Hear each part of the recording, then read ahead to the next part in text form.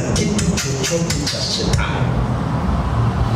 Na watu waliofanikiwa au watu walioshinda katika imani ya Kipentekoste au katika wokovu ni watu ambao walivua kila cha shetani wakakitupa nje. Mchakato huu unaitwa kuzaliwa mara ya pili. Kuzaliwa mara ya pili humfanya mtu wa kale ondoka kwenye maisha ya mtu na kuwepo hali ya upya katika maisha yake. Kwa hiyo kama utu wa kale ule uliochakazwa na dhambi bado haujaondoka kwa mtu, haujaondoka kwa familia hii kufanywa upya ni changamoto. So ili familia iweze kufikia mambo matukufu, ipate baraka za kiungu, lazima iondoe uchafu, iondoe vitu visivyokuwa vya kiungu kwenye familia ili Mungu aweze kutembea tena. Haleluya. Haleluya. Ndicho Petro anachowaambia kanisa kwenye Matendo ya Mitume ile sura ya 3. Ninaomba tusome hapo Matendo ya Mitume ile sura ya 3 na ule mstari wa 19. Neno la Bwana linasema, Matendo 3:19, tubuni basi mrejee ili dhambi zenu zifutwe, zipate kuja nyakati za kuburudishwa kwa kuwako kwake Bwana. Hapa Petro anapozungumza na kanisa na wakati ule, kanisa lilikuwa na dhiki. Ni mfano wa leo familia nyingi zinapita kwenye dhiki na matatizo. Hawawezi kupanga kitu kikatokea, hawawezi kupanga jambo likawa hata kama ni dogo kiasi gani, kwa sababu hawana hiyo nguvu ya kiungu ndani yao kufanikisha mipango hiyo. Na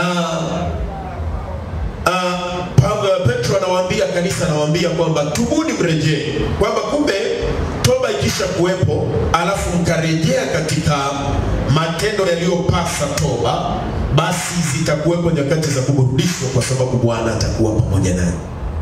Haleluya. Haleluya. Haleluya. Hebu sema, nakataa chochote cha shetani kwenye familia yangu. Nakataa chochote cha shetani kwenye maisha yangu kwa jina la Yesu aliye hai. Kwa jina la Yesu aliye hai. Baraka ndani ya familia ziliamriwa katika umoja. Baraka za kiungu zimeamriwa katika umoja. Ni Zaburi ya 133 na nitasoma mstari wa kwanza hadi wa 3. Hakuna baraka inayopita nje ya umoja. Na ndio maana Biblia inataka tuwe na upendo. Biblia inasema tupendane sisi kwa sisi.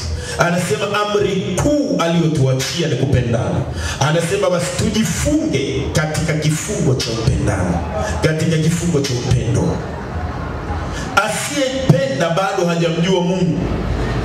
Biblia inasema asiyependa bado hajamjua Mungu, kwa sababu Mungu ni pendo. Haleluya.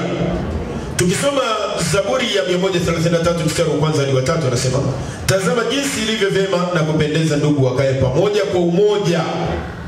Ni kama mafuta mazuri kichwani, yashukayo ndevuni, ndevu za Haruni, yashukayo mpaka upindo wa mavazi yake. Kama umande wa Hermoni ushukao milimani pa Sayuni, ushukao kwenye milima ushukao milimani pa Sayuni. Anasema maana ndiko Bwana alikoamuru baraka na uzima hata milele. Ili familia ibariki, ili kanisa libariki, lazima liwe na umoja. Bwana asifiwe sana. Sasa shetani akiwa anajua hivi, akiwa anajua vyema Mungu aliruhusu baraka zipite mahali ambapo pana umoja, shetani anachokifanya ni kujiinua na kuleta chokochoko za mafarakano kwenye familia. Unakuta watu hawaelewani, baba haelewani na watoto, mama haelewani na baba, watu hawaelewani kwenye familia. Na hiyo hali kisha kuwepo kwenye familia, watu wa familia watateseka sana, maana baraka zimeamriwa kwenye umoja. Bwana asifiwe sana. Na ndio maana Mungu Yesu anatusisitiza sana tupendane. Na anasema hii ndio amri mpya niliyowapa, pendaneni kama mimi nilivyowapenda ninyi. Haleluya. Sasa shetani akitaka kuvuruga familia yoyote, moja kati ya kitu anashughulika nacho ni kuondoa upendo. Akitaka kuvuruga ukoo, anachokiondoa ni upendo. Akitaka kulivuruga kanisa, anachokiondoa ni upendo. Upendo ukishapigwa, kila mtu anaanza kuona mwingine ni mbaya. Wakishaanza kuonana ni wabaya, watachukiana, watafarakana, na wakishafarakana, shetani ameshika, kwa sababu baraka za Mungu hazitawafikia tena. Haleluya. Haleluya. Ndio maana Biblia inasema vaeni silaha zote za Mungu mkapate kushindana siku ya uovu. Anasema hatukosi kuzijua hila za shetani. Hila ya shetani ni pamoja na kupambana na watu wasiwe na umoja, wasipendane, wasishikamane, ili baraka zisiwafikie. Maana Mungu aliamuru baraka zitiririke kwa njia ya umoja kufikia familia. Na ili baraka hizo ziwepo ndani ya familia, ziwe za kudumu, lazima upendo ule uwe wa kudumu kwa watu hawa au katika familia hii. Haleluya. Haleluya. Haleluya. Kaangalie familia zote zenye umoja na zenye upendo. Ni familia zilizopiga hatua sana kimaendeleo. Ni familia zilizosonga mbele sana. Kaangalie familia ambazo wamezidiana mipaka, wamefungiana njia, kila siku wanagombana.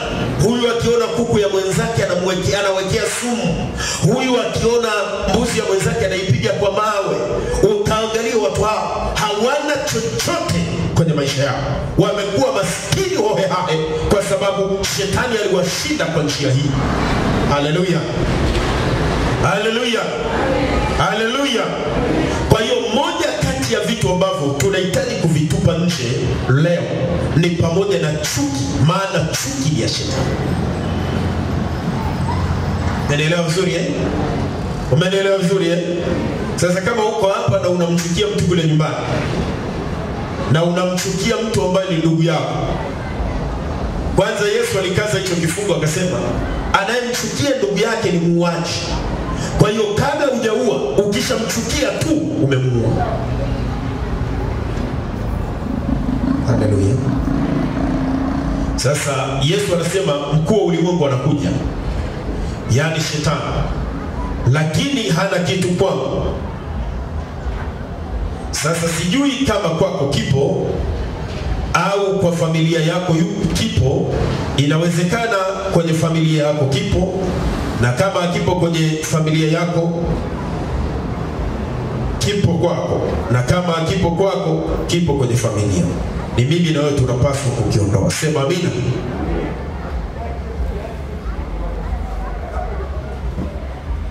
Sema shindo kwa jina la Yesu.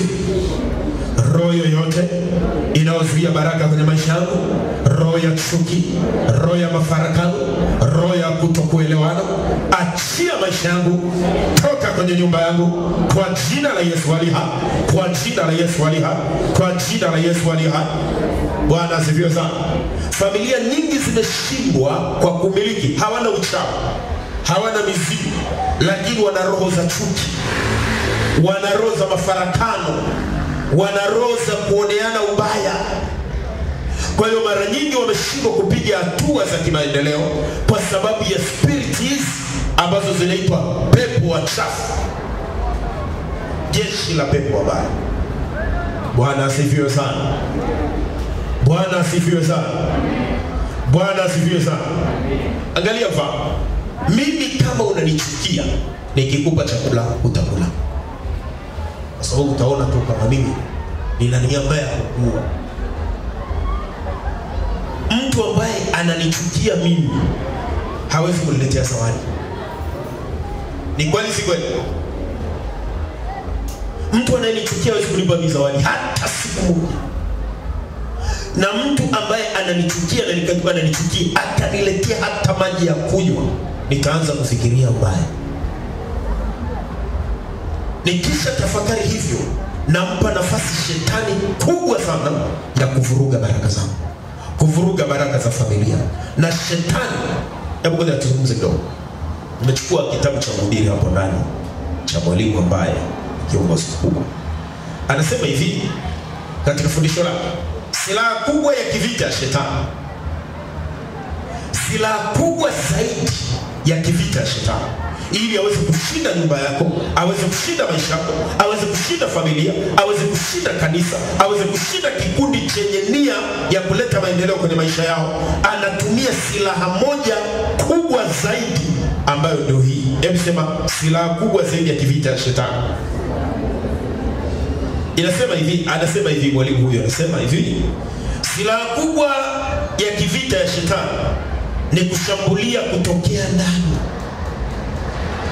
Anashambulia kutokea wapi?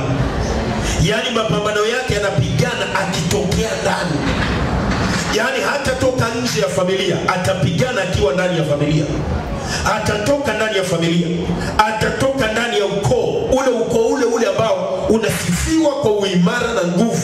Huyo adui anayetaka kuangusha ukoo atapigana kwa kutokea ndani ya kanisa linalopambana na falme za giza. Shetani akitaka kuliweza, atainua watu ndani ya kanisa, waanze kuzozana, waanze kugombana, washindwe kuelewana. Matokeo yake wanafungua mlango kwa shetani. Mwalimu anasema hivi, anasema silaha kubwa ya kivita ya shetani ni kushambulia kutokea ndani, ili wale walio ndani wafungue mlango na wa nje waingie.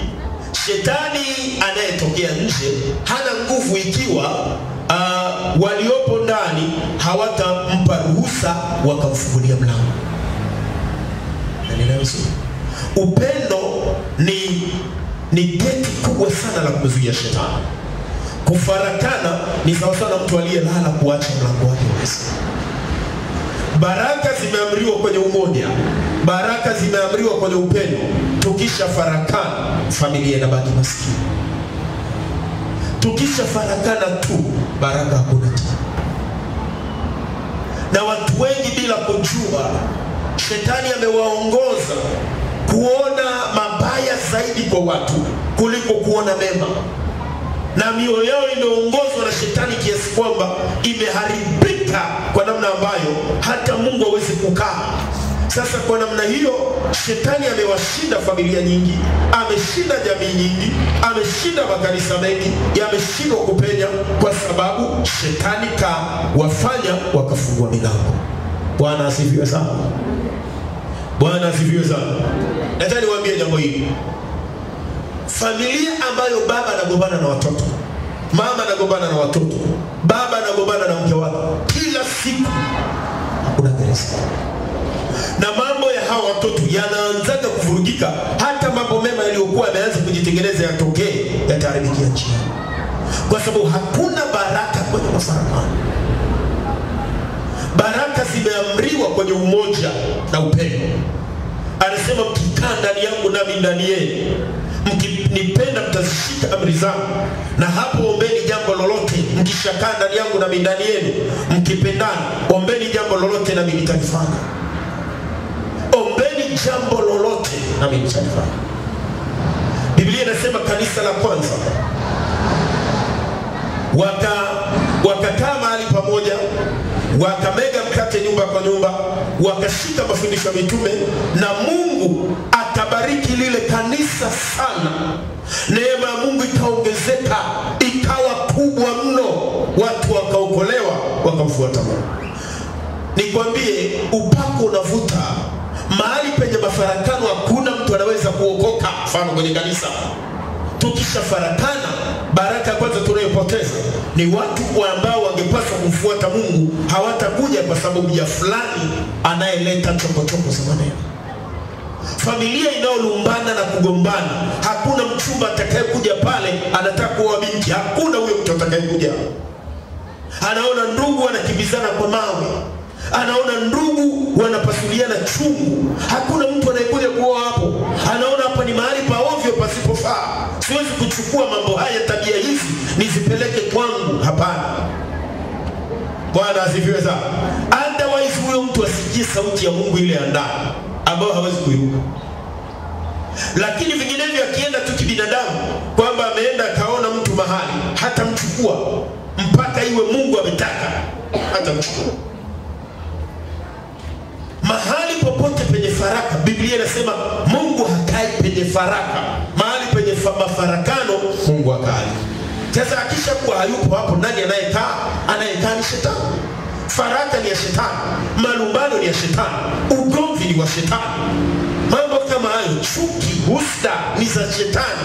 Na Biblia inasema, nimewaambia mambo haya tangu nilivyowaambia, kama nilivyokuambia kule mbele, kwamba mtu afanyaye mambo kama haya hawezi kurithi ufalme wa Mungu. Ufalme wa Mungu ni mfumo wa kiungu wenye kuleta baraka, amani, mafanikio na wokovu. Akishakuwa na mambo kama haya, hawezi kurithi kamwe ufalme wa Mungu.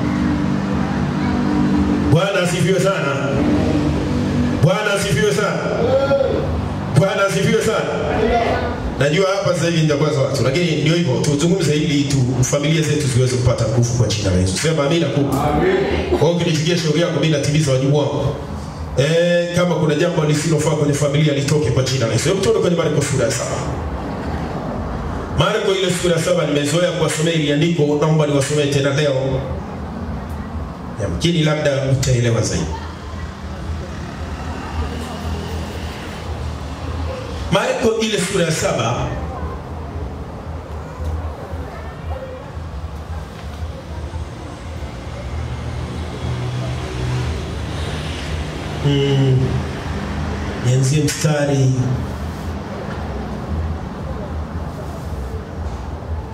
nianzie mstari ule wa 17. Naomba nianzie 17.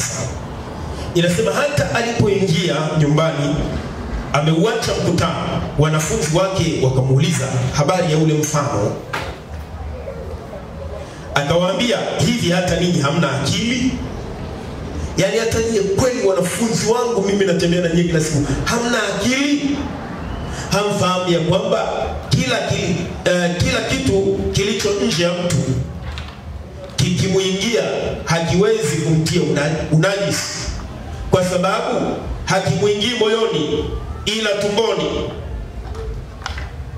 tumboni tu, kisha chatoka kwenda chooni. Kwa kusema hivi alivitakasa vyakula vyote.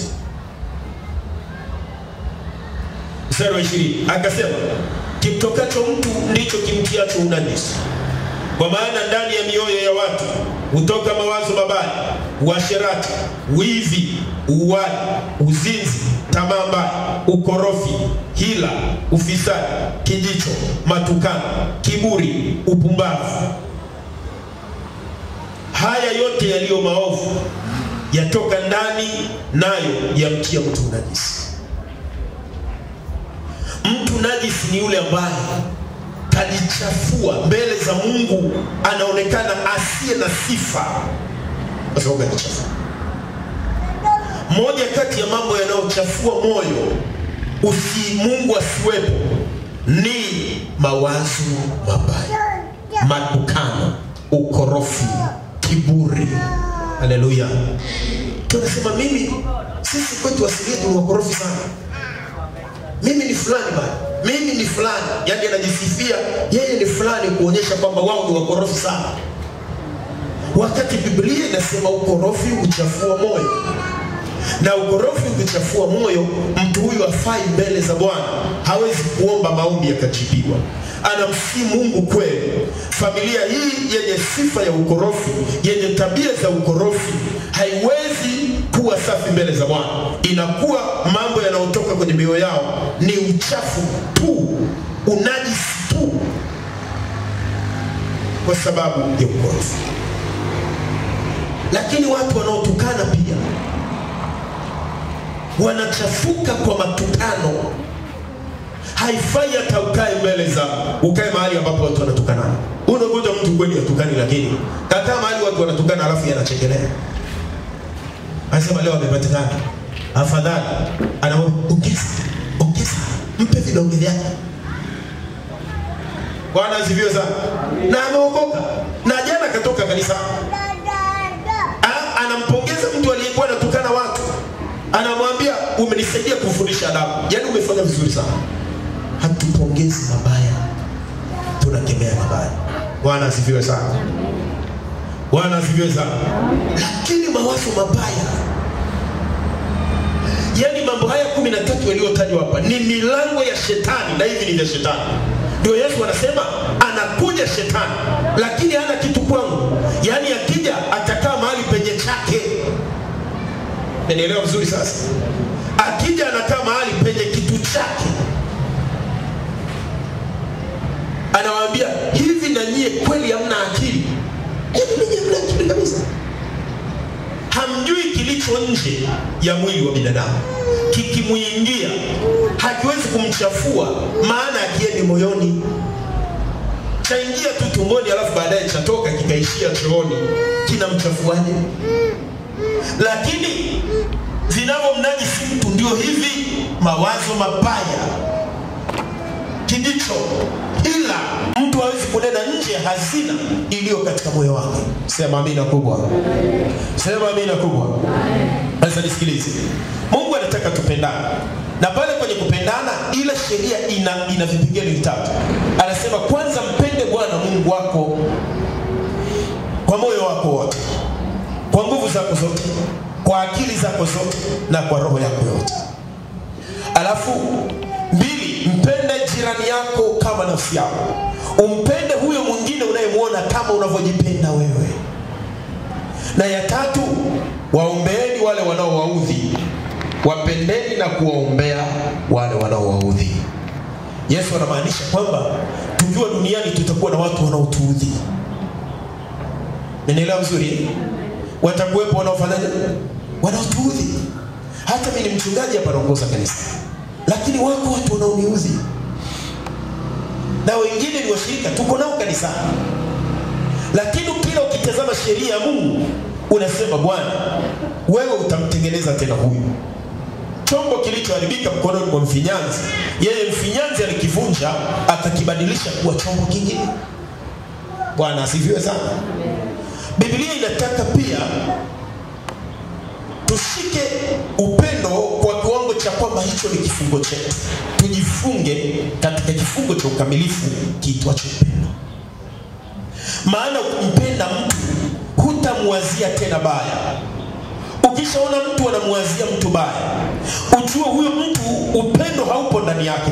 Na huyo mtu ambaye upendo haupo ndani yake, maana yake Kristo hayupo ndani yake. Akiomba jambo lolote Mungu atalifanya. Kwa sababu pindi Kristo anapokaa ndani yake na yeye akakaa ndani ya Kristo, maana yake alisema mtu akinipenda atashika amri zangu. Okay? Kwa hiyo mimi nikisema nampenda Yesu au nampenda Mungu, maana yake nitaonekana nikizishika amri za Mungu. Bwana asifiwe sana. Haleluya. Kwa shetani ushambulia sana kutokea ndani, mwalimu huyu anasema. Hebu tuangalie Yohana 14:30. Imesema, mimi sitasema nani maneno mengi tena, kwa maana yuaja mkuu wa ulimwengu huu, wala hana kitu kwangu. Shetani hana kitu kwangu. Mwalimu anasema shetani hana kitu kwangu. Kama umekaa vizuri na Bwana, shetani hawezi kukushambulia na kukushinda kutokea nje. Hawezi. Ukikaa tu vizuri na Mungu, shetani hawezi kukushambulia kwa kushinda. Haleluya. Haleluya. Haleluya. Mimi napendaga kutoa mifano mingi. Saa nyingine hata naongea mifano ya mama, lakini mama anafikiri saa nyingine apendaje, kwa vile tu hawezi kuniambia usiongee. Mama alikuwa na watu waliofanya ubaya sana. Kila kitu kitaacha shimo kubwa kwenye moyo wake. Akawa anasema, mimi sitawasamehe kwa mabaya walionifanyia. Sitawasamehe, wamenifanyia mabaya mno, mabaya mengi. Sasa katika hali hiyo huwezi kumwambia wewe huna akili, huwezi kumwambia.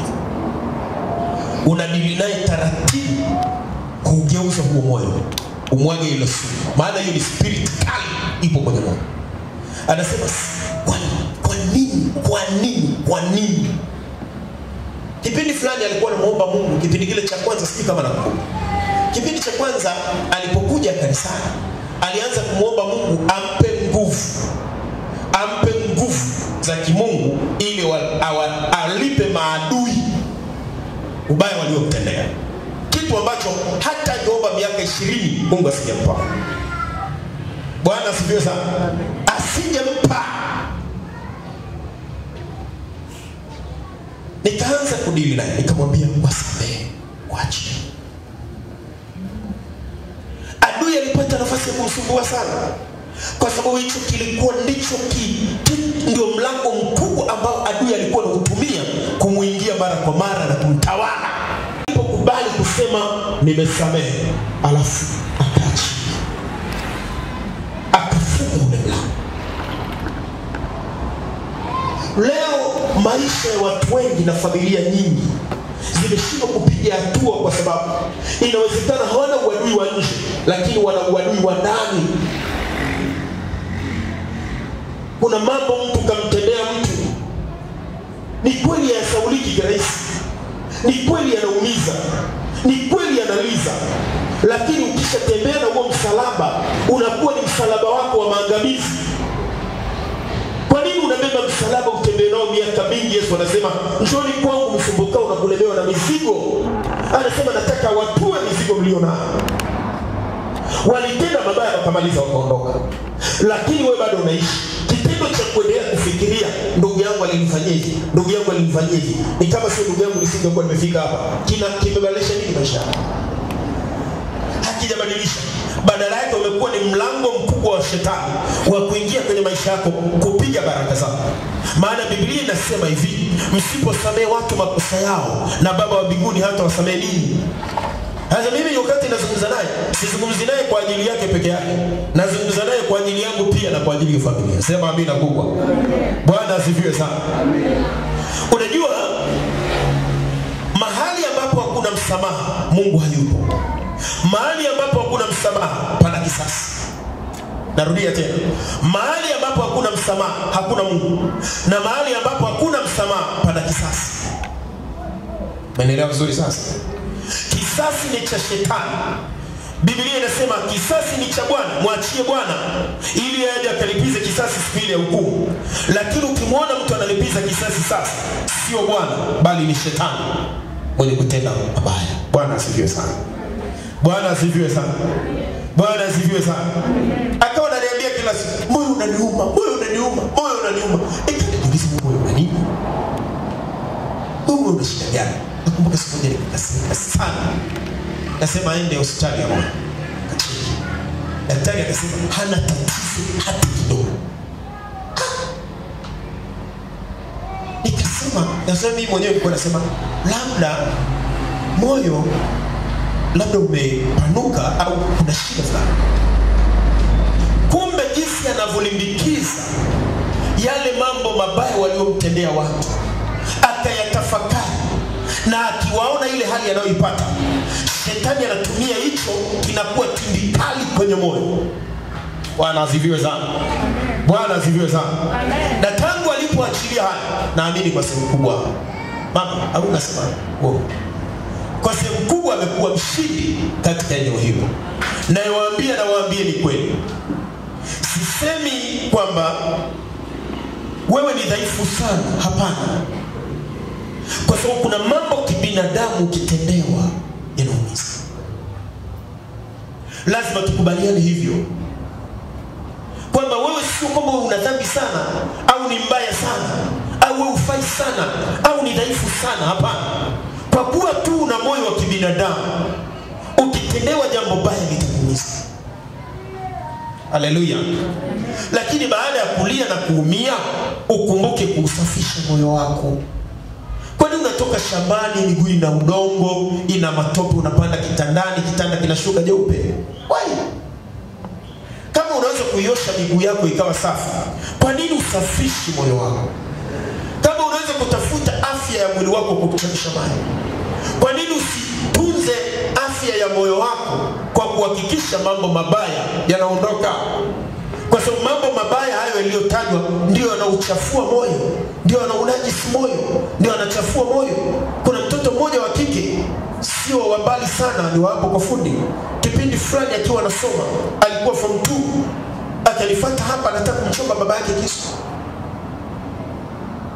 yani binti mdogo kabisa wa kike, anataka kumchoma baba yake kisu. Kwa nini? Kwa sababu anamtesa mama yake. Nikamwambia, humpendi baba yako? Akaniambia, nilikuwa nampenda sana lakini sasa namchukia sana, natamani agogo tu hata gari yake. Kwa nini? Kakufanyia nini? Anamnena sana, anamtesa sana mama yake.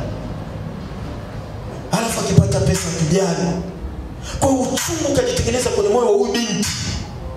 Yuko form 2, hafanyi vizuri kwenye masomo yake, kwa sababu akienda darasani amebeba baba, akirudi nyumbani amebeba baba, akiwa mahali popote amebeba baba, mpaka kaandaa kisu anatembea nacho. Nikamuongoza sana ya toba, nikamwambia kile kisu niletee. Haleluya, haleluya, amen. Sasa namuuliza, utamchoma chomaji? Ananiambia, mimi nitamvizia tu, nitampata. Anakulenga tu amelewa, nitamchoma kisu na hata jua mimi nimemchoma. Ukishamuua, je, matatizo yatakuwa mengi? Hapana. Nini kimemshika mtoto? Ni pepo. Lakini siwezi kumwambia kwamba wewe una pepo, hapana. Nikambembeleza, kaleta kisu. Nikaongea naye, nikamshauri, nikamfanyia counseling. Akalia sana, nikaona regret. Nilipomwombea tu, vibwengo vikalipuka. Vinalipuka, vinaongea mambo ya ajabu sana. Vikataja mgogoro uliokuwepo kati ya mama na baba. Nikaanza kuvikemea vifunge. Naomba kipindi hicho nilikuwa na Filipo hapa kanisani. Nikavikemea, nikaviambia vifunge kinywa, visitaje tena. Maana hapa ni barabara ni watu wanapita. Nasema tumekuja tunafanya hiki kitu fulani. Lazima. Tumetumwa, vinataja kitu fulani kilitendeka kule nyuma kati ya wawili hawa wanandoa. Inatumika kama reference point. Mtoto kabeba hilo, anatembea nalo. Alafu yeye kaharibika zaidi moyo, maana umefika stage upendo umepotea, anataka muue baba. Leo unaona watu mtu kamwekea mtu sumu akafa. Ni kwa sababu alitembea na vitu moyoni kwa muda mrefu. Akakosa mahali pa kusemea, akakosekana mtu wa kumshauri, akakosekana mtu wa kumwambia njia hii hapana. Yale mambo yakaleta madhara kwenye maisha, akafanya mambo yasiyofaa. Lakini katika kufanya hayo yote, adui ndiye anayepigana kufunga milango na baraka kwenye hii familia.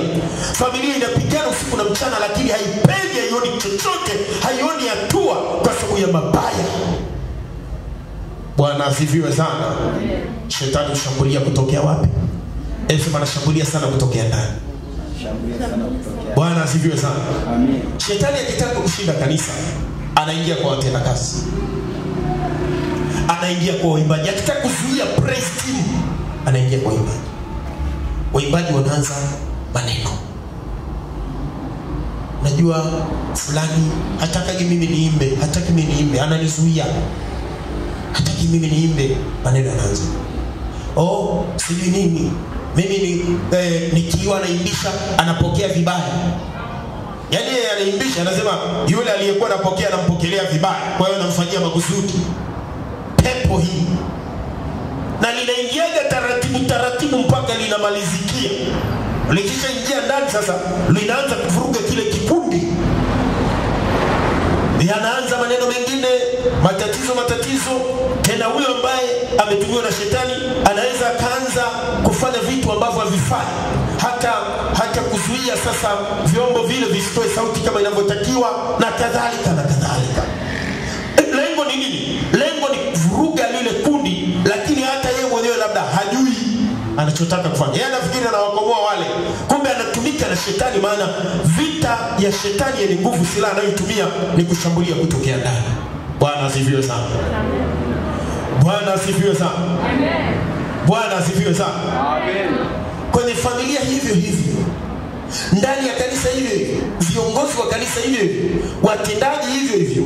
Wakati viongozi wa kanisa wakipendana, wakawa kitu kimoja, wakawa kama pete na kidole, ndipo ndipo Yesu anavyotenda ishara nyingi na maajabu na uponyaji na mambo makubwa yanatendeka. Lakini wakishaanza kufarakana, wanaleta mapepo ndani. Bwana asifiwe sana. Bwana asifiwe sana. Rudia tena, Bwana Yesu tusaidie. Okay. Angalia, mwalimu anasema Yesu alishambuliwa kwa kutumia wanafunzi wake ambaye ni Yuda. Yuda ndiye aliyemshambulia Yesu, ambaye alikuwa ndani ya kundi. Yaani pepo linalotoka nje au vita inayotoka nje haina nguvu. Nisikilizeni vizuri. Kanisa hili ili shetani lishinde ni watu wainuke huko ndani wa wabaya. Lakini wale wanaongea kule nje, sio wanaongea vitu gani hata wapita huko pembeni ya kanisa, hawana nguvu yoyote. Bwana asifiwe sana. Lakini ninyi mkifungua tu mlango, ndoa yote kitakupigwa, kanatokea kigagura cha kuzimu, kinapita kinaanza kusema, mama fulani nilimuona, alafu mume wako muangalie sana. Nilimuona jana sense. Kuna maneno nilimuona sio mazuri. Kuna mtu unamuonaga naye hivi. Na ukisema nini wapi? Alafu unaanza sivyo na chini. Hebu niambie vizuri. Hebu ningate sikio. Ukishaanza hapo tu, pepo limeingia. Bwana Yesu asifiwe sana.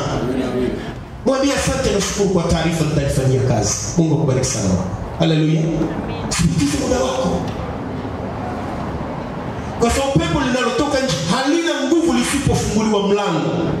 Mimi na watu kifungua mlango tu, pepo likaingia ndani ya kanisa, limemaliza. Haleluya. Na linaingiaje? Mimi kuanza kumchukia huyu, mimi kutokutaka kumuona huyu, mimi kuanza kumsema huyu vibaya, kumsikizia maneno mabaya na kadhalika. Biblia inasema tuushinde ubaya kwa wema. Haleluya. Haleluya. Kwa hiyo Luka 22:3, shetani alimuingia Yuda. Shetani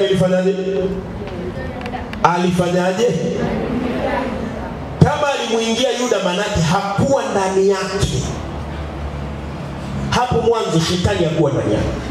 Mnaweza mkazaliwa kwenye familia watoto 5 wazuri kabisa, lakini kadiri miaka inavyokwenda, shetani akamuingia mtoto mmoja wao. Na yule aliyeingiwa na shetani akaanza kutumika kuitesa familia, kuisumbua familia. Hivi sio kukimbia, wala jambo la msingi sio kumchukia, sio kujenga ukuta. Dawa ni kupigana na hiyo roho iliyokumuingia mpaka uiangushe chini kwa jina la Yesu. Amen. Sema amina kubwa. Amen. Nisema kila pepo lililoingia kwenye familia yangu ili kuvuruga familia yangu, leo naliagiza toka kwa jina la Yesu aliye hai. Mtu anaweza kuwa wakala wa shetani, wakala kabisa wa shetani, wa kuzimu wa kujitolea, kwa kukubali kuanza kusengenya wengine, kukubali kuanza kuwashambulia wengine, kukubali kuanza kuwachukia wengine na kuwatengenezea mazingira magumu. Yaani wewe utakuwa umekubali kuwa wakala wa kuzimu mwenyewe au kwenye familia the same.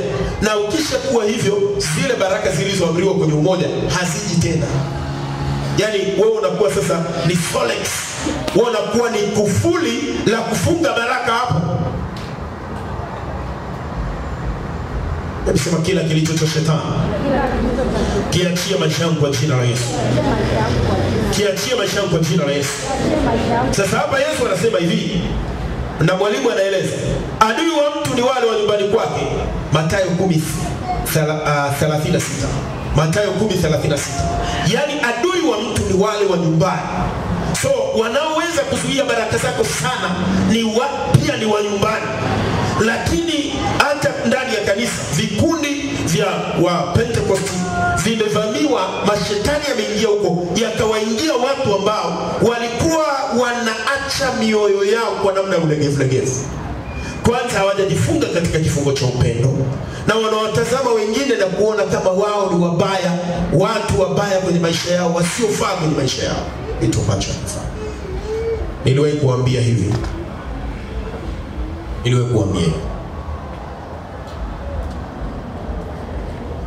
Ili Mungu atende mengi kwako, lazima ufikiriwe. Sasa utawezaje kufikiria mwingine wakati unamchukia? Biblia inasema asiyependa bado hajamjua Mungu. Asiyependa hajajua Mungu bado. Asiyependa hajajua Mungu. Inasema asiyependa hajamjua Mungu bado. Asiyependa hajajua Mungu. Sasa nikwambie, mtu akikuchukia na umchukie. Biblia inasema tusilipe baya kwa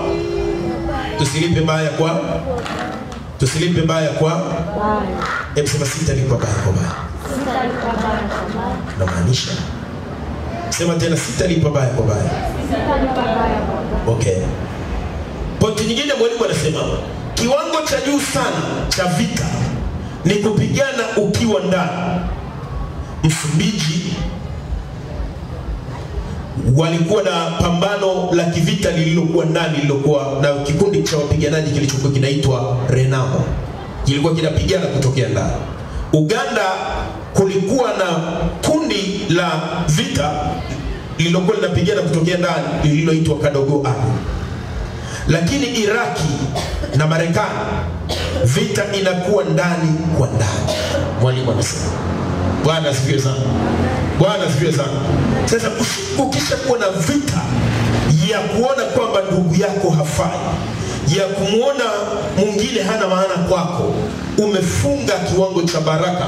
Na hii ndio silaha kubwa zaidi ya shetani ya kushinda familia, ya kushinda ndoa, ya kushinda kanisa, ya kushinda ukoo, ya kushinda kila mahali. So, ni nini nifanye? Ninapoona vita adui anainuka, nasimama kama Yesu. Yesu Petro anamtazama, anamwambia ni kitu gani tunaongea sasa? Wanasema unaenda kufa, angalia sasa. Yesu anasema rudi nyuma, ukikwazo kwangu ewe shetani. Ukikwazo kwangu.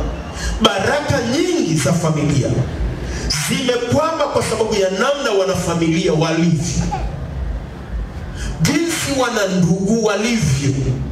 Nisikilize vizuri. Naweza ikawa Mungu anakusaidia wewe na usijue ni wewe unasaidiwa. Kweli hakuna mtu aliyeokoka kwenye familia akaachwa salama. Hakuna.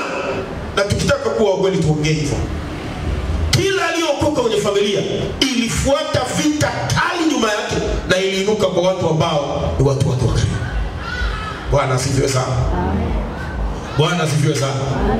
Lakini hapo pana kitu kinachoitwa kujikana. Hebu sema kujikana. Rudia tena kujikana. Rudia tena kujikana. Wewe umejikana? Wewe umejikana? Au kwa vile vita vikiwa vikali sana unamwacha Yesu? Kwa sababu vita vimekuwa vikali. Lazima upite kwenye jaribu lako na kushinda uviko tani. Kama umeamua kuiacha taji yako uende jehanamu, shauri yako. Lakini kiukweli vita itainuka baada ya kuokoka. Na hasa ukisimama. Bwana asifiwe sana. Bwana asifiwe sana.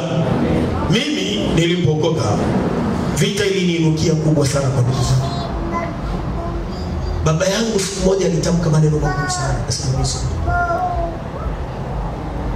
kuna maneno yaliwahi kuniumiza, lakini hayo maneno baba aliyotamka yaliniumiza sana. Bibi yangu akasema, kwa vile wewe umeasi ukaiacha dini, siku nitakayokufa utapita hapo kwenye jua, utapita hapo kwenye jua. Yani mimi nitapita, yani mimi akifa tu na mimi nakufuata nikipita hapo kwenye jua. Sasa sikujua maana hilo neno sana. Na nilimwambia bibi yangu, nikamwambia bibi, nisikilize, nimefuata njia ambayo imempasa kila mwanadamu kuifuata.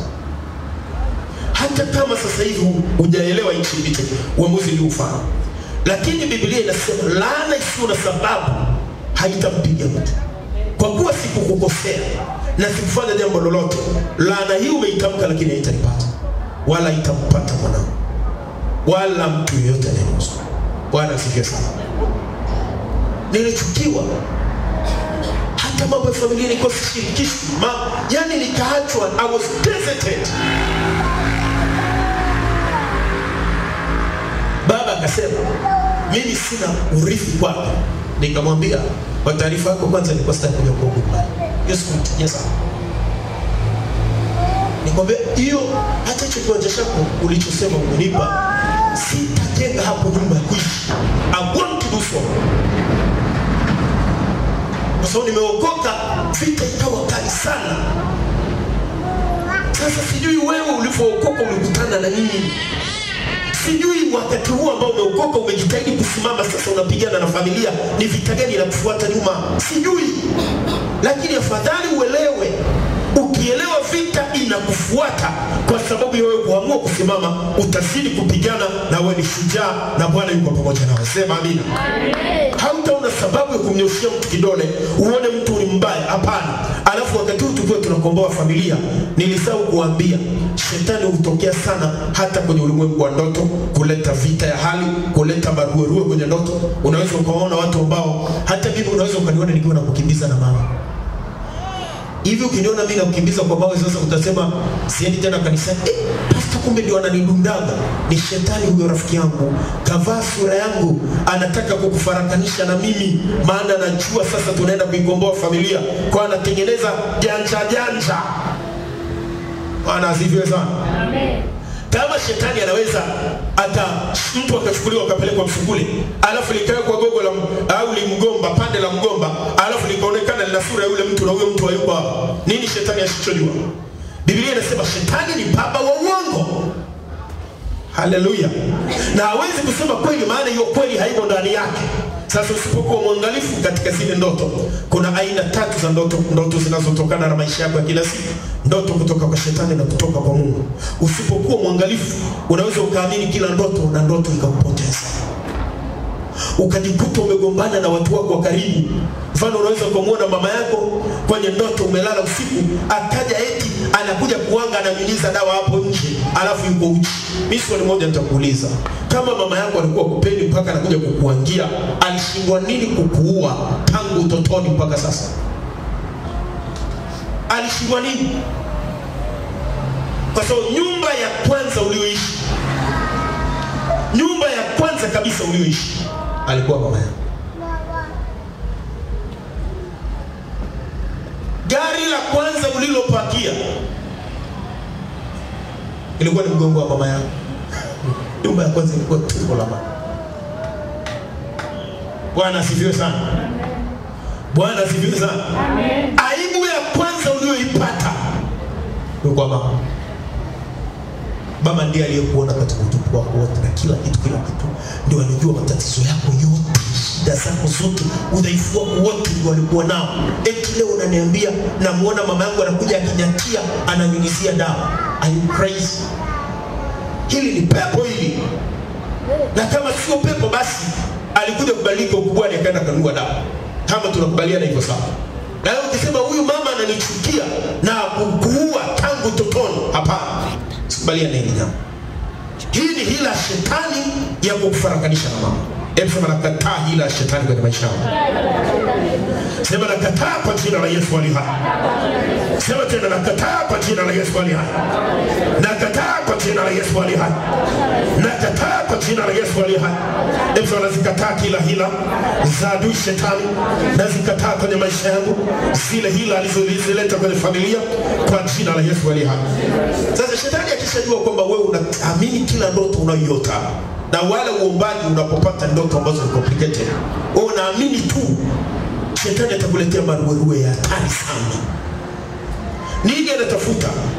Anatafuta uchukiane na mtu fulani au ukasirikiane na mtu fulani, alafu apate nafasi ya kuharibu baraka yako. Maana upendo ni moto. Upendo ni kitu gani? Sema upendo ni moto. Mafarakano yakishakuwepo, shetani sasa anaingia ndani. Ndio maana shetani ameshindwa kurudi mbinguni, kwa sababu Biblia inasema mbinguni ni wamoja. Akisema Baba ndicho alichosema Mwana, akisema Mwana ndicho alichosema Roho Mtakatifu. Bwana asifiwe sana. Bwana asifiwe sana. Amen. Bwana asifiwe sana. Amen. Bwana asifiwe sana. Amen. Ndio maana kuna umuhimu pia wa kusikilizana. Kwa mfano, baba amesema kitu hichi sikitaki, mama asiseme sawa. Lakini saa nyingine inawezekana kulikuwa kuna ushirikishwaji. Baba akasema no. Alafu mama akasema ndio. Alafu kulikuwa kuna ushirikishwaji.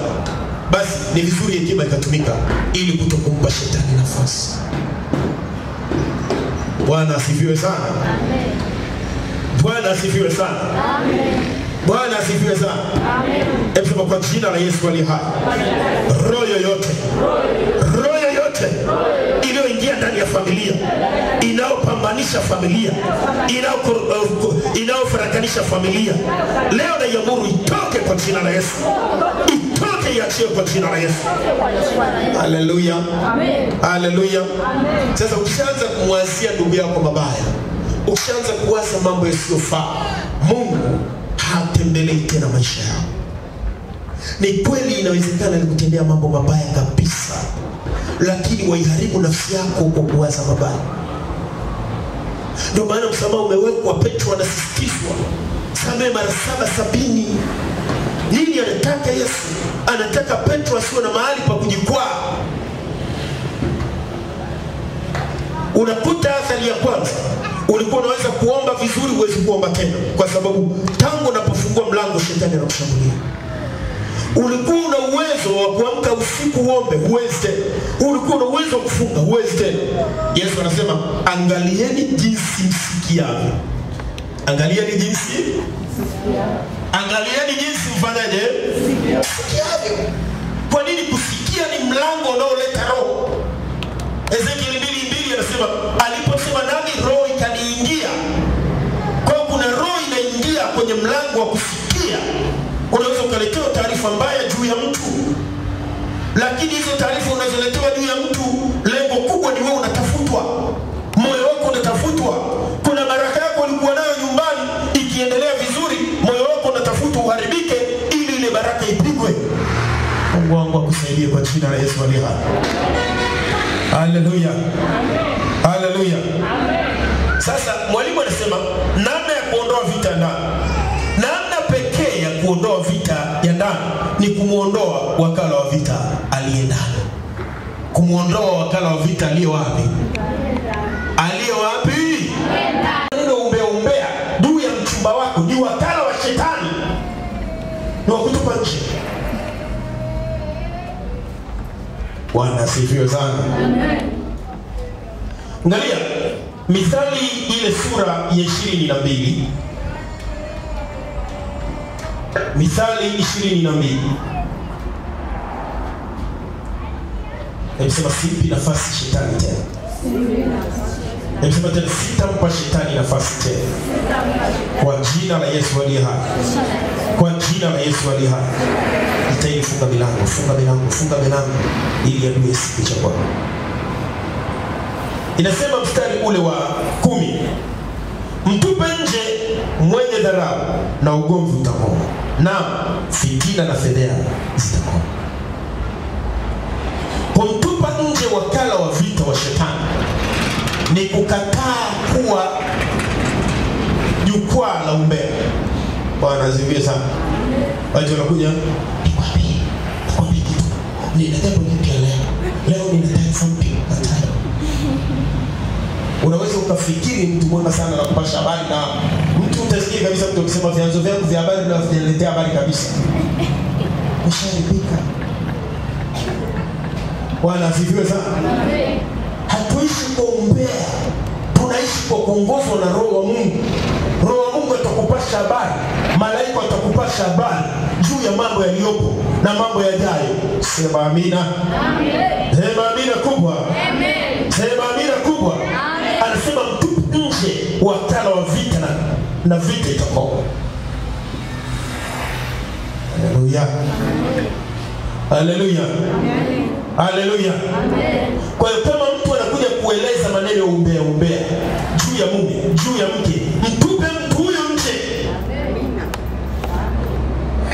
Kwa sababu lengo lake ni ndoa ifarakane. Ndoa ikisha farakana, baraka zimepotea. Amen. Amen. Hebu angalia tena kwenye kitabu kile cha Tito. Tusome tena kitabu kile cha Tito.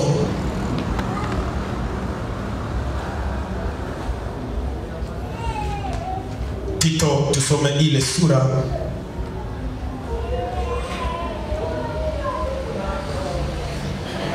Tito 3 na mstari ule wa 10. Biblia inasema mtu aliyemzushi baada ya kumwonya mara ya kwanza na mara ya pili mkatae. Mfanyeje? Mkatae. Mzushi. Unajua fulani siku hizi simuelewi.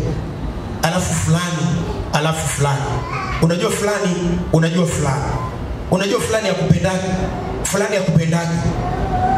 Muulize, ukimuuliza umejuaje? Naona tu, yani kimwangalia naona tu. Mtu mzushi huyu. Usifungue mlango. Haleluya. Amen. Usifanyeje? Usifungue mlango. Funga mlango. Adui anafungiwa gati. Haleluya. Amen. Haleluya. Amen. Mzushi mkatae. Hebu sema mtu mzushi mkatae. Hebu sema tena mtu mzushi mkatae. Hebu sema namkataa kwa jina la Yesu aliye hai. Kila mtu mwenye roho ya uzushi ndani yake namkataa kwa jina la Yesu. Nampinga kwa jina la Yesu. Namkataa kwa jina la Yesu. Nampinga kwa jina la Yesu.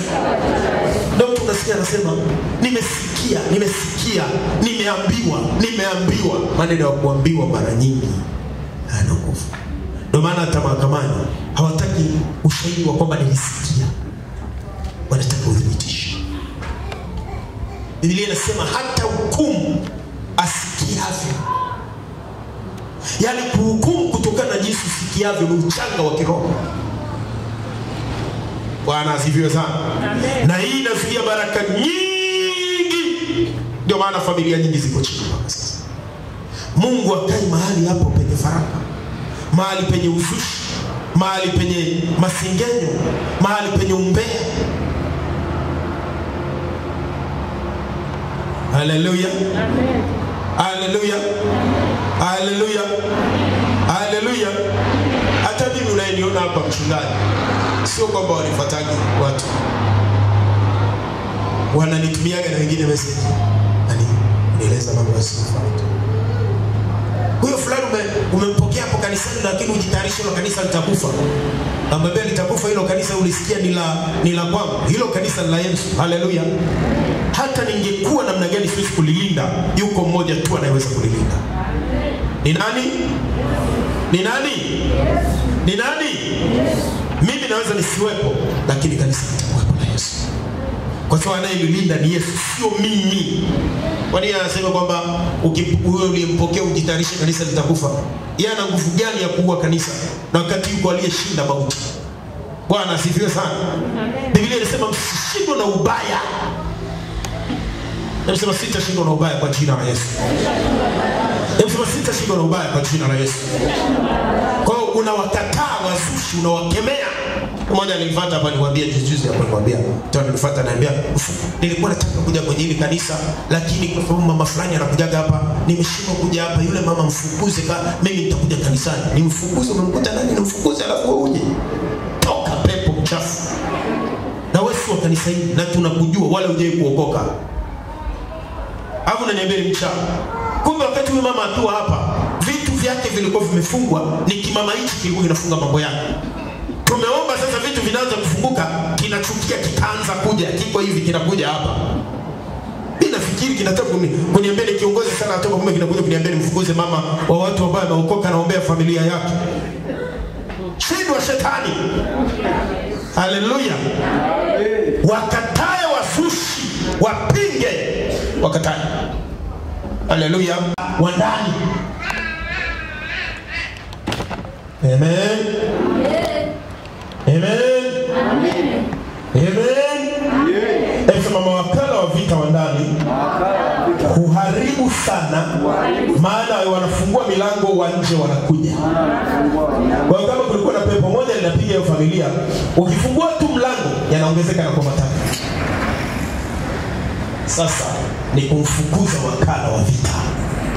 Haleluya. Haleluya. Haleluya. Kuna mambo mengine ili kulinda baraka zako uzibe masikio. Na ukitaka kumuona Mungu usijiingize kwenye mambo yasiyofaa. Anasema ole wao Yaani anasema ni ole wao kweli. Zaburi ya kwanza. Hebu tuangalie Zaburi ile ya kwanza. Mstari wa kwanza pale. Na maneno ya Mungu mazuri hapa ambayo yamkini labda watu wengi hawajui tafsiri yake. Zaburi ya kwanza mstari wa kwanza anasema, heri mtu yule asiyekwenda katika shauri la wasio haki. Shauri la wasio nini? Haki. Wala kusimama katika njia ya wakosaji. Hayupo kwenye njia ya wakosaji.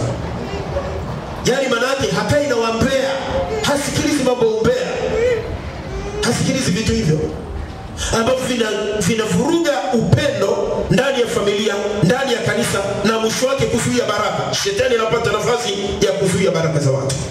Anasema wala hakusimama katika njia ya wakosaji, wala hakuketi barazani pa wenye mizaha. Muda kupiga umbea unaopata wapi? Hapata muda kuongea vitu. Utapata wapi? Watu saa zote muda ambao wanataka kwenda kupiga umbea, anaenda kuomba kumsifu Mungu, sio kuona mabaya ya watu. No. Tumeokolewa kwa neema na tunaishi kwa neema. Tunaendelea kutengenezwa, bado hatujawa safi. Sema amina. Amen. Yaani hii process ya kuzaliwa mara ya pili ni kutolewa tabia chafu ulizokuwa nazo. Ulikuwa na hasira, ulikuwa na tabia ya kukasirika haraka tu, ukiambiwa kitu umeshafuta mdomo, na umeokoka na bado una hiyo. Sasa hili jambo aliishi dakika moja, sasa hiyo umeokoka basi na hiyo tabia imeondoka. Inaendelea kutengenezwa taratibu kadiri neno linavyoingia, linakuchonga, linakufinyanga mpaka uwe yule Yesu anayetaka. Ndio maana Yesu hajarudi mpaka sasa. Anataka kanisa safi lisilokuwa na mawaa wala kunyanzi. Haleluya. Amen.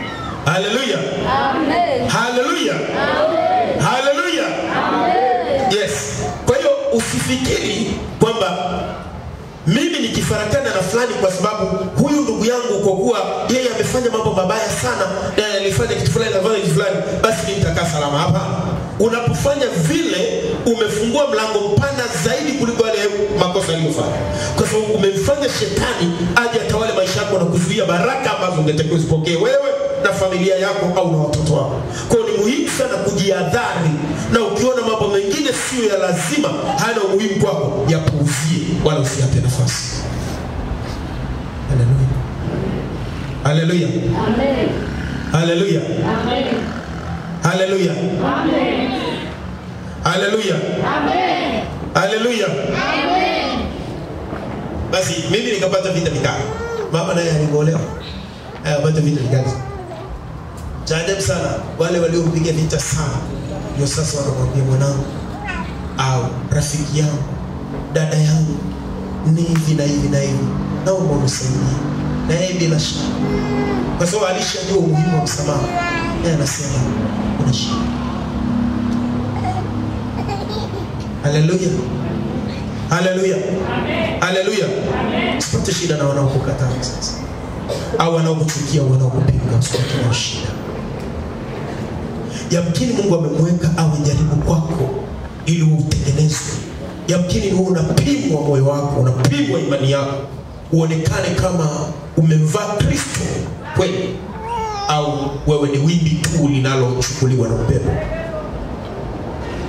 Bwana asifiwe sana. Amen.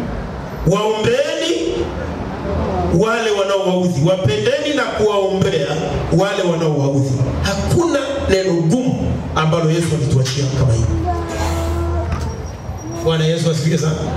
Wapendeni na kuwaombea wale wanaowaudhi. Hakuna kitendawili kigumu Yesu ametuachia kama hili. Yaani mtu anakufanyia mabaya, anakufanyia mabaya, lakini mpende na kuombea. Haleluya. Haleluya. Amen. Haleluya. Amen. Haleluya. Amen. Hebu sema nitawasamehe wote. Hebu sema nitawasamehe wote. Alafu nitaanza upya tena. Nitaanza upya tena. Unajua moyo wako bwana, huo moyo wako, hapo kama moyo wako ni kadogo sana. Ni kadogo sana tu kama mgumbia mtu. Sasa kama moyo kadunchu hivi, bora ungekuwa hata kama hicho kichwa chako sasa kimebeba matatizo, na hapo Yesu anatakiwa kae, na hapo neno la Mungu linatakiwa likae. Hata kama moyo wako anahitaji kusimuliwa, Bwana asifiwe sana. Kameziba. Bwana asifiwe sana. Kameziba kwa vitu vichafu ulivyoviweka pale. Bwana asifiwe sana. Hebu sema moyo usibuka kwa jina la Yesu. Achia watu uliowashikilia. Kwa jina la Yesu aliye hai. Toka ndani yangu. Toka ndani yangu. Kwa jina la Yesu. Nisikie. Kadiri unavyofuga pepo, kadiri unavyofuga nini? Ndivyo maisha yako yanavyozidi kuharibika. Amen. Maana wabaya watakuwepo mpaka Yesu atakaporudi. Na usiseme kwamba mbona mimi nimeokoka. Hapana, aliyeokoka ndio anatakiwa ajaribiwe sana. Tena walio ambao hawajaokoka hawezi kujaribiwa kama wewe. Wote utajaribiwa sana. Bwana asifiwe sana. Amen. Haleluya. Amen. Haleluya. Amen. Na unapojaribiwa, majaribu mengine ni majaribu yenye kuumiza, yanayoambatana na kulia, yanayoambatana na uchungu hata siku 3. Lakini baada ya hapo unapaswa kuacha.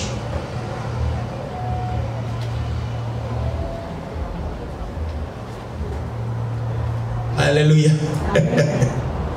Haleluya. Amen.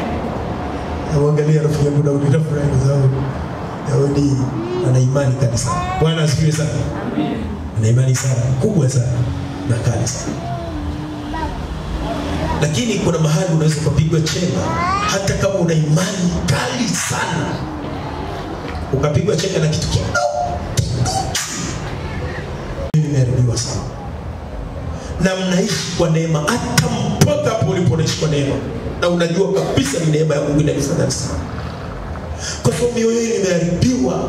Wengine wamejeruhiwa na watoto, wengine wamejeruhiwa na wazazi, wengine wamejeruhiwa na mume, wengine wamejeruhiwa na mke, wengine wamejeruhiwa na watu ndani ya kanisa, wengine wamejeruhiwa na yani kila mtu amejeruhiwa kwa namna yake, wengine wamejeruhiwa na ndugu. Na wanatembea na hivyo vidonda na havijawahi kupona mpaka leo vinavuja nao. Nisikie, kadiri kidonda hicho akiponi ndivyo baraka zako zinachelewa. Angalia usife kabla hujafikia baraka. Ila nakuombea Mungu usife mpaka uingie kwenye baraka. Sema amina kubwa. Amen. Sema amina kubwa. Amen. Sema amina kubwa. Amen. Sema amina kubwa. Amen. Sema amina kubwa. Amen. Nisikilize, nimekumbuka kitu kimoja cha mama. Aliniambia, sawa, nimewasamehe wote, lakini fulani sitaki kukupa. Yaani sitaki kaneni hapa. Na mimi nikamwambia nimekuunga mkono. Bwana asifiwe sana. Kwa sababu ukisamehe sio lazima muendelee kutembea pamoja. Bwana asifiwe sana. Ukishajua ni mbaya na amekutendea ubaya, umemsamehe ubaya wake, sio lazima tusizoeane. Nimekusamehe, nenda kwa amani. Bwana asifiwe sana. Nenda kwa nini? Kwa amani. Lakini ile la kwanza si wasita wasamehe. Ile kwa baya. Mimi nakuambia kweli wamekutenda mabaya, unaweza kuwasamehe, lakini sio lazima uendelee na masomo nao. Lakini kutokuwasamehe umejifungia milango mwenyewe. Hausamehi watu makosa yao hasa kwa ajili yao. Unawasamehe makosa yao kwa ajili yako zaidi. Yaani mwenye faida kati ya anayesamehe na anayesamehewa ni aliyesamehewa. Aliyesamehe ana faida nyingi zaidi kuliko aliyesamehewa. Bwana asifiwe sana. Sasa mtaziacha baraka zenu mpaka leo. Yule aliyekukosea tena mwingine alishakufa hata. Naishi kwenye familia na lichawi, na unajua nilichawi, nilifanya kitu fulani. Utatembea na hicho kitu mpaka lini? Lisamehe tu, achane nalo. Alafu muombe. Omba tu, hata kama huwezi kuomba vizuri, hata omba tu hata kinafi. Baba nakuomba umsamehe mtu fulani, umuinue, umkumbuke, umtendee mema, lakini msaidie aache uchawi. Amen. Haleluya. Omba tu hata kinafi. Bwana Yesu alishasema tuwaombe. Yaani mtego mgumu kwao. Yaani kanitendea ubaya, hajaniomba msamaha. Bado tena Yesu ameniambia nimsamehe. Nimemsamehe. Bado ananiagiza tena nimuombe. Mtihani mkubwa sana. Lakini tukitaka kushinda lazima tushike amri na maagizo. Amen. Sema amen. Amen. Hayo kuna sana nakumbukaga watu ambao wanatendea mabaya, alafu nakakaa. Baba natamka wafanikiwe kila mahali wanapokwenda, wakumbuke kuwapa wokovu. Amen. Na achia hapo, naendelea na mambo yangu mengine. Najua litakuwepo tu siku ile, hata kwenye hukumu nitasema nilitamka, niliomba. Haleluya. Amen. Bwana asifiwe sana. Amen. Na hii kufunga kwa ajili yake sijaweza. Sijaweza kabisa. Tafunga niombe hata gari lije tu. Ayole. Baba, wakumbuke watende mema, huko endako wainue Baba, wakumbuke katika wokovu, usiwanyime ufalme wako. Amen. Bwana asifiwe sana. Maana sasa mtego. Kuna mtu sasa anatembea na msalaba moyoni. Anatembea na hicho kitu kizito kwenye moyo wake. Hamuoni Mungu kwenye maisha yake, kwa sababu huyo ni ufalme usia kasimama. Leo tupa nje kila kisicho cha Mungu. Sema amen. Amen. Yesu anasema mkuu wa ulimwengu anakuja lakini hana kitu chochote. Kwa sababu anasema ulinisukuma sana ili nianguke, lakini Bwana wangu Mungu akanisaidia. Bwana akanisaidia. Ulinisukuma sana. Haleluya. Amen. Unajua ni Zaburi ya 100 na ngapi? Tuangalie pale. Zaburi, huyo aliyekusukuma sana ili uanguke, ujue Bwana yuko pamoja nawe. Sema amina. Amen.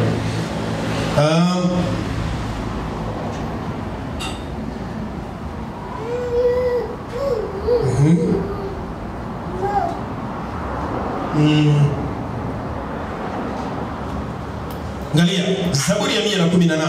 Huu ndio wimbo waliomwimbia Bwana Yesu siku ile. Kama ulisikia, wakaenda wakasali, wakaimba wimbo walioimba ndio. Haleluya. Neno linasema haleluya, mshukuruni Bwana kwa kuwa ni mwema, kwa maana fadhili zake ni za milele. Israeli na aseme sasa ya kwamba fadhili zake ni za milele. Mlango wa Haruni na waseme sasa ya kwamba fadhili zake ni za milele. Wamchao Bwana na waseme sasa ya kwamba fadhili zake ni za milele. Katika shida yangu nalimuita Bwana, Bwana akanijibu, akaniweka panapo nafasi. Bwana yuko upande wangu, sitaogopa. Mwanadamu atanitenda nini? Bwana yuko upande wangu, msaidizi wangu. Kwa hiyo nitawaona wanaonichukia wameshindwa. Sema nitawaona wanaonichukia wameshindwa. Sema Bwana yuko upande wangu, kwa hiyo nitawaona wanaonichukia wameshindwa. Hebu rudia tena, wameshindwa. Mstari wa 8 anasema ni heri kumkimbilia Bwana kuliko kuwatumainia wanadamu. Ni heri kumkimbilia Bwana kuliko kuwatumainia wakuu. Mataifa yote walinizunguka, kwa jina la Bwana naliwakatilia mbali. Walinizunguka, naam walinizunguka, kwa jina la Bwana naliwakatilia mbali. Walinizunguka kama nyuki, walizimika kama moto wa mibara, kwa jina la Bwana naliwakatilia mbali. Ulinisukuma sana ili nianguke, lakini Bwana akanisaidia.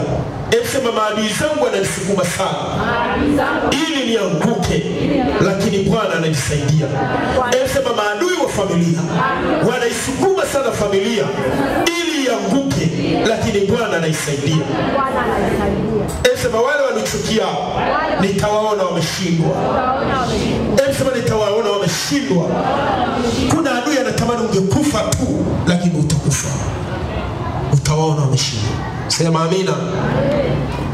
Sema amina kubwa. Mstari wa 14.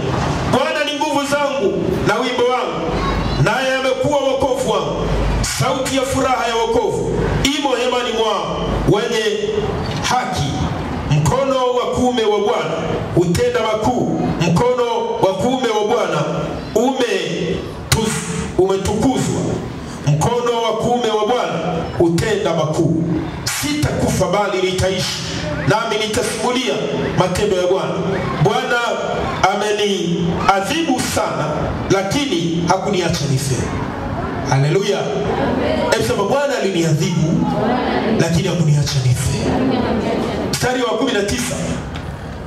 Nifungulieni malango ya haki, nitaingia kumshukuru Bwana. Lango hili ni la Bwana, wenye haki ndio watakaoliingia. Haleluya, haleluya. Nifungulie. Amen. Watakusukuma sana, lakini hautaanguka kwa jina la Yesu. Utawaona maadui zako wameshindwa. Sema amina kubwa. Amen. Wale wanaokuchukia, kuna siku moja watakuona katika furaha yako. Amen. Chuki haidumu, wala ubaya hudumu,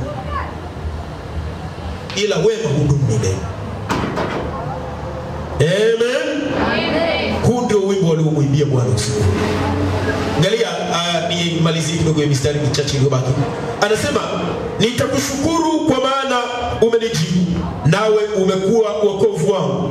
Jiwe walilolikataa waashi limekuwa jiwe kuu la pembeni. Neno hili limetoka kwa Bwana, nalo ni ajabu machoni petu. Siku hii ndiyo aliyoifanya Bwana, tutashangilia na kufurahia. Bwana, utuokoe, twakusihi. Bwana, utufanikishe, twakusihi. Na abarikiwe yeye ajaye kwa jina la Bwana. Tumewabarikia toka nyumbani mwa Bwana. Bwana ndiye aliye Mungu, naye ndiye aliyetupa nuru. Ifungeni dhabihu kwa kamba pembeni mwa madhabahu. Ndiwe Mungu mwana, ndiwe Mungu wangu, nami nitakushukuru. Ndiwe Mungu wangu, nami nitakutukuza. Mshukuruni Bwana kwa kuwa ni mwema, kwa maana fadhili zake ni za milele. Ifungeni dhabihu. Dhabihu ndiye Yesu. Wanamwimbia wimbo huu, kamtia nguvu pale wakati wanamwimbia, akatoka akaenda kuchukua msalaba. Haleluya, haleluya. Utupe Yesu makofi ya utukufu. Wanasema siku hii ndio siku ameifanya Bwana. Maadui zangu walinisukuma sana ili nianguke, lakini wewe ukanishika. Hii ndio siku Bwana ameifanya. Iko siku utasema hii siku ndio siku amefanya Bwana. Sipatisha. Haleluya. Amen. Kwa hiyo tupa nje kisichokuwa cha Mungu kwenye maisha, kisichokuwa cha Mungu kwenye familia. Chuki, husda, matukano, faraka, mambo yote yasiyompendeza Mungu ndani ya familia yatupe nje. Na hakika unaenda kumwona Mungu akihudumia tena familia. Asiwepo mtu wa kumwona mwenzake mbaya. Bure kabisa. Kwa bure yanakuwa sawa na majivu. Usiwaze mabaya. Biblia inasema, tekeni kila fikra ikapate kumtii Kristo. Inasema kila fikra inatakiwa kutekwa nyara. Kila fikra inatakiwa. Yaani mimi nikianza kuwaza tu Victor ni mbaya, Victor na anataka kuniua mimi, na iteka nyara hiyo fikra, naambia shetani toka upesi kwenye akili yangu. Toka upesi, achia fahamu zangu. Haleluya. Haleluya. Kwa sababu katika hilo nitajiletea uharibifu. Katika hilo nitanajisika. Nitashindwa kupata kibali mbele za Bwana. Nitaomba mambo hayatakuwa. Nitazuia baraka zangu. Nitazuia baraka za familia na mambo kadha wa kadha. Hivyo unajua kwa nini wazaliwa wa kwanza walipigwa kule Misri?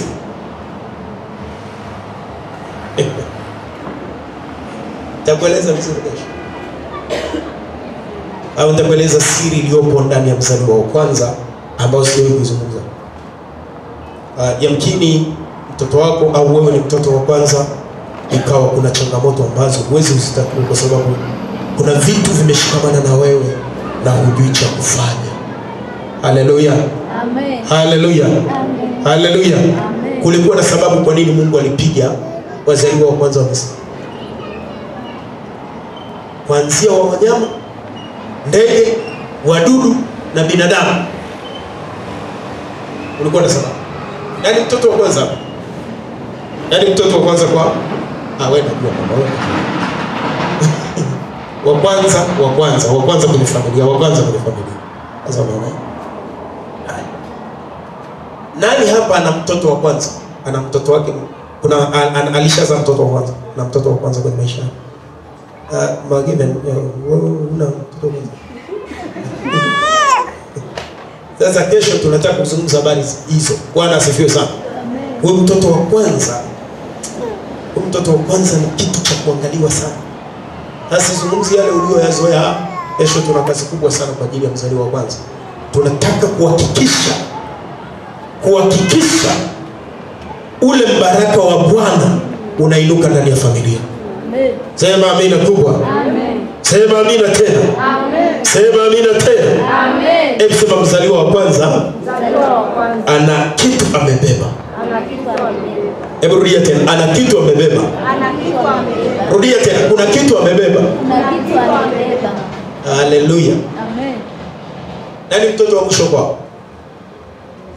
Wa mwisho. Ananye mjidarishe kuna kitu chenu kesho. Bwana asifiwe sana. Amen. Wa kwanza na wa mwisho kuna vitu viko hapo tofauti. Hata sisi ndani ya familia kuna mambo ambayo yapo kwa mzaliwa wa kwanza na mambo ambayo yapo kwa mtoto wa mwisho, ambayo mimi sipo hapo. Mimi nipo wa pili kutoka mwisho na watano kwa namna ya uzao. Bwana asifiwe sana. Amen. Mimi wazazi wangu ni wa siku nyingi kidogo. Mimi ni mtoto wa tano. Haleluya. Haleluya. Haleluya. Namba 5 unajua maana yake? Full of grace. Very good. Namba 5.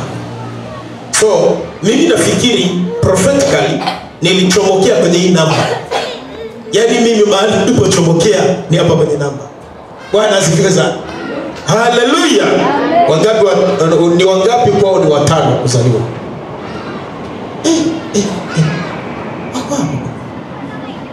Yaani yeye ni mtoto wa tano kuzaliwa nyumbani.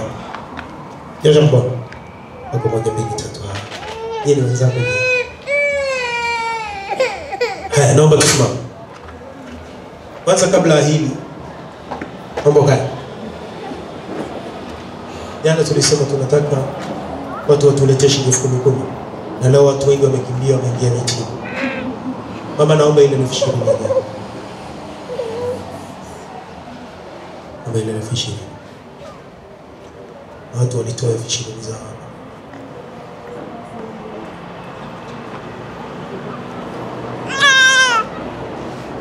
Unazileta kama zilivyokuwa, hata 1,000 hujatoa hapo kwenda kununua mkate. Sawa sawa. Ipaswa kubadilishwa. Bwana asifiwe sana. Ninataka ulete shilingi 10,000 hapa kwa ajili ya kulisha yatima. Tangu na kulaga hujawahi tumbo lako leo kusema asante hata siku moja. Basi sasa tunasema hivi, tumejinyima hichi tuwape yatima na wajane. Acha Mungu atambue kwamba na wewe unawapenda. Mungu akubariki sana mama. Simama. Mungu akubariki sana. Mungu akubariki sana. Simama hapa. Mbona umeenda kwa baba? Kaa. Mungu akubariki sana binti yangu. Mama kaa hapa. Mungu akubariki sana binti yangu. Mungu akubariki sana kijana wangu. Bariki sana binti yangu. Bariki sana binti yangu. Mungu akubariki sana binti yangu. Haya. Mwingine haya. Simameni hapa tu. Wewe uliele mwakilisha mtu njoo hapa tafadhali. Na wewe Victor umeleta. Mungu akubariki sana. Binti yangu umeleta. Mungu akubariki sana. Wewe umevunja sheria kuliko wote. Basi simameni hapa. Simameni hapa wote. Haya. Haya. Naomba kuinua mikono juu. Baba Mungu nakushukuru kwa sababu ya watoto hawa ulinipa ili niwahudumie, niwaombee, ufundishe kweli yako. Nao wanisikiliza na kunitii kwa sababu nilipaka mafuta ni mchungaji wao. Bwana tazama wamejinyima ili wakalisha familia ulioipenda, uliyesema ni Mungu wa wajane na baba wa yatima. Fedha hii walikuwa na matumizi nayo mengine. Walikuwa wameibajetia kwa mambo mengine. Lakini fedha hii wameitoa ikalishe yatima na wajane. Ninakuomba Mungu, kila mahali walipotoa fedha hii ikazidishwe mara 1000. Ninatamka kama mtumishi wako na maneno haya yakawe na kibali machoni pako. Wazidishiwe mara 1000. Hiyo 10,000 aliyoitoa ikazidishwe mara 1000. Hii ndio thawabu ninayoitamka kwao. Kwa sababu ulisema anayempa mtumishi wako ngaa kikombe cha maji atapokea thawabu yake. Na kama anayempokea amempokea mtume au kampokea nabii, atapata thawabu ya kinabii au thawabu ya kitume. Basi mimi kama mtumishi wako uliyenipaka mafuta ya kinabii na kitume na kiwalimu na kiuchungaji, ninatamka thawabu hizi zote zikawe juu yao na juu ya uzao wao. Mapato yao yakawe dhahiri, uone mkono wako. Na hata wale ambao walitoa jana, ambazo fedha zao ziko hapa, ninawaunganisha na maneno haya yote niliyotamka yakatokee kwao na familia zao. Mungu, uwalinde wasiwe wajane, uwalinde watoto wao wasibaki yatima. Mungu, ninakusihi uwapiganie na kuwatetea katika jina la Yesu nimeomba, amen. Kwa jina la Yesu, tubanje ile roho chafu, tubanje kwa jina la Yesu aliha, ile roho chafu tubanje kwa jina la Yesu aliha, roho ya kipepo, roho ya kichawi, roho ya kishetani, tubanje kwa jina la Yesu aliha.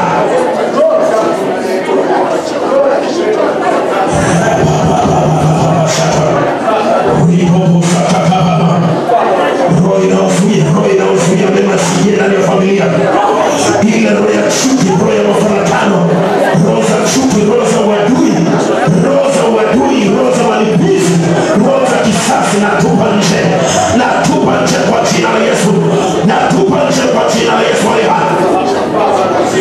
Ninazitupa nje, ninazitupa nje, ninazitupa nje kwa jina la Yesu aliha. Ninazitupa nje kwa jina la Yesu aliha. Zile roho chafu, zile roho chafu nazitupa nje kwa jina la Yesu aliha. Roho za kuzimu, roho za kipepo, roho za mafarakano ndani ya familia, zinazozuia umoja, zinazozuia baraka zisifikie familia, ninatupa nje, natupa nje, natupa nje. Ninawasauti hapa, tupa nje, tupa nje.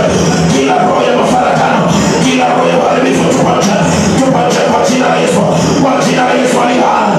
Tupa nje kwa jina la Yesu aliha.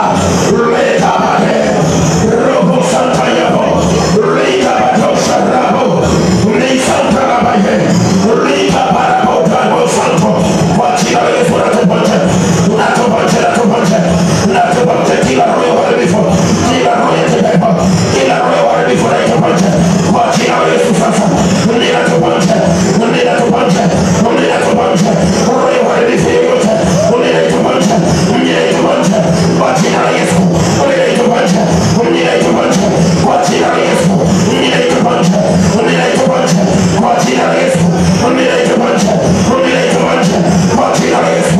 Ile roho ya uharibifu, ninatupa nje, ninatupa nje kwa jina la Yesu, ninatupa nje roho ya mafarakano ndani ya familia. Amen.